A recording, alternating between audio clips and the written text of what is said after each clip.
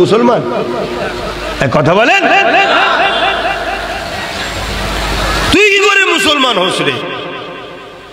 মসজিদের দুশ্মন, মাদ্রাসা দুশ্মন, কোরআনের দুশ্মন, যে বিজেপি সরকার, তাকে নিয়ে তুই আনন্দ করছিস, তুই মুসলমান?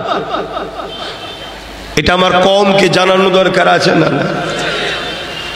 এখন এই কথা শুনে তারা যদি রেগে যায়, এতে আমার কি যায় আসে? কিন্তু রাসূলুল্লাহর হাদিস অনুযায়ী তাদের ঈমান থাকতে পারে না। কেন? অন্যায় দেখলে হাত দিয়ে রোখো, যদি হাতে না পারো মুখ দিয়ে প্রতিবাদ করো, মুখে যদি প্রতিবাদ করতে না পারো অন্তর দিয়ে ঘৃণা করো, আর ঘৃণা না করে তুই তাদেরকে ভোট দিবি যারা ক্ষমতা জোরে মসজিদ মাদ্রাসাকে বিরান করে দিতে চাইছে, তাদেরকে ভোট দিয়ে ক্ষমতায় আনবি। তার মানে ক্ষমতায় এসে মসজিদ মাদ্রাসাকে মিটাবে, তাদের মধ্যে ঈমান থাকতে পারে।